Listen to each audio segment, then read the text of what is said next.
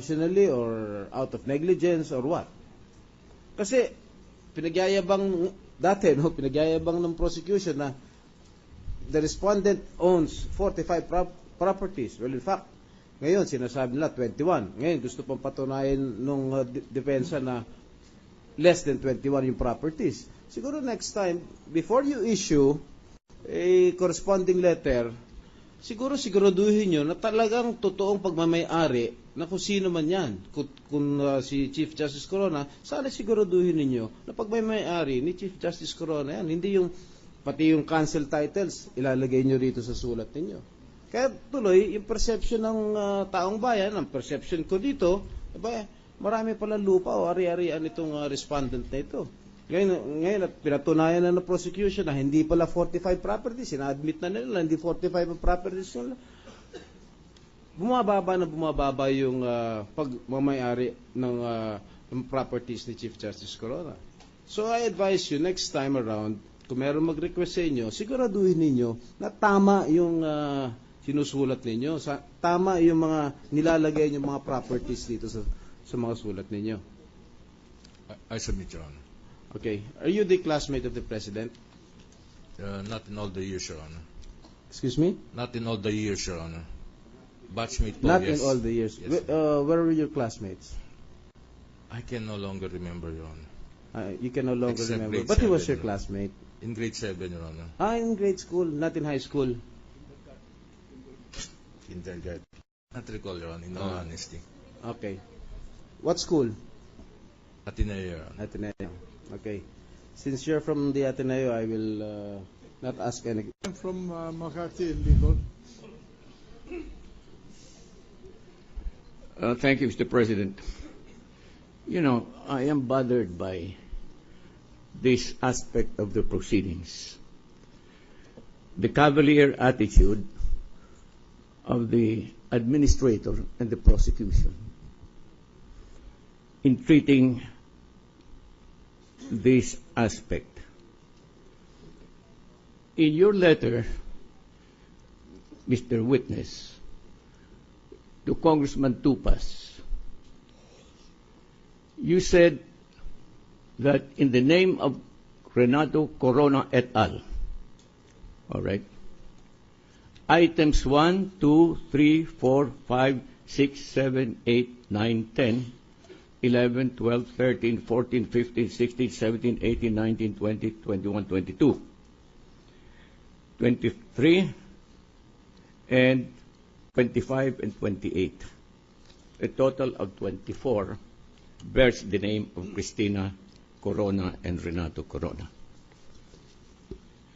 The rest, from item number 23 or item number 24 to number 45, excluding those that I mentioned, are not in the name of Renato Corona and Cristina Corona. So my question is, why did you write this kind of letter? You know that this is an impeachment case. You earlier said that this is an impeachment case. And in fact, you addressed the letter to the chief prosecutor. Now, this is a very serious case. You practically charged the Chief Justice and his wife of owning 45 properties. Now, how come you did that? I'm talking in fairness principle, nothing law. It has nothing to do with the law. It's just something about fairness. Could you please explain? Yes, Your Honor. When I was requested for copies of documents that will point or have any relations to the actual properties of the Chief Justice and family, Your Honor, I was the impression that they would need materials and tracebacks where the property emanates from. And so based on the capability of the computer that we are using, Your Honor, we just punch in the names of the people that were requested from us to do the search, Your Honor. And these are the family of the Chief Justice. And what we have, Your Honor, is a database, a data warehousing, wherein you only punch the keywords and everything else, Your Honor, is computer generated. So, All right, let me start. Item 24. The name is Vicente Rocco Jr. Computer and Cristina Corona. Item 26. Spouses Rodel B. Rivera and Amelia E. Rivera. Item 27. S. Castillo. Item 29. Angelina T. Castillo, Constantino A. Castillo. Item 31.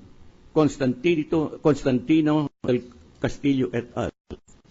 Item 32.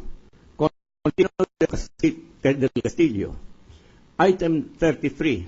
In the name of the National Housing Authority of Burgundy Realty Corporation. Now, item 38. In the name of Mirla Nelad Bahar, married to Generoso E. Bahar. Parenthesis, sold to Constantino T. Castillo III. Item 33. Constantino T. Castillo, married to Carla R. Corona.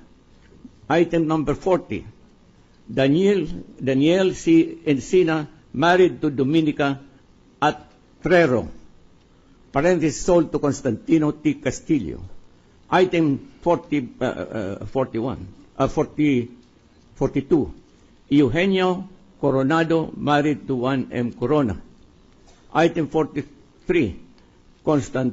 Spouses Constantino Castillo Jr. and Angelino T. Castillo.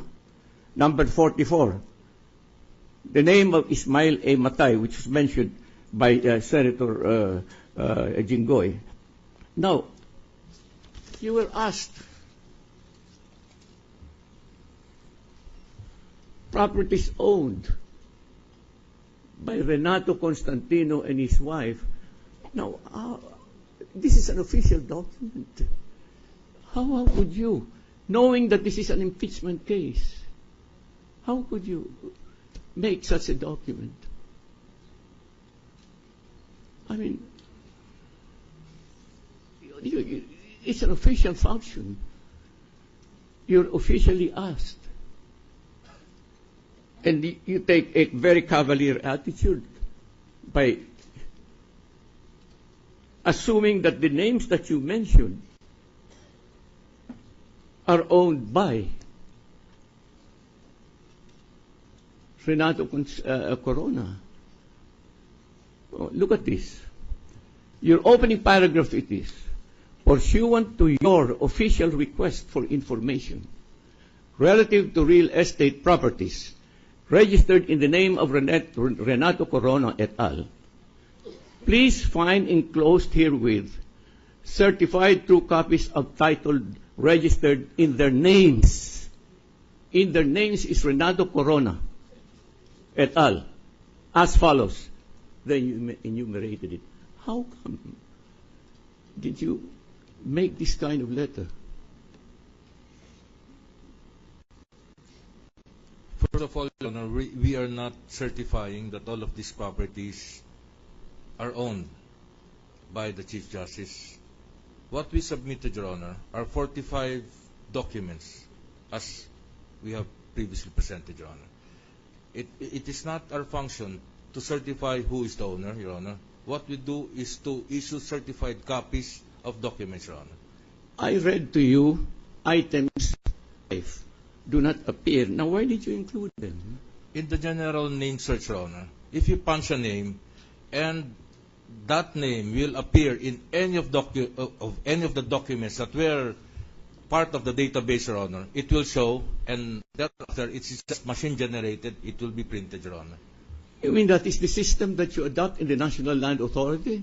For the search, it's so careless, it's so gratuitous. What we do, Your Honor, is that normally it's the TCT search, TCT number, and that will be more specific. We don't use normally the name search, Your Honor. It's only for this special purpose, Your Honor.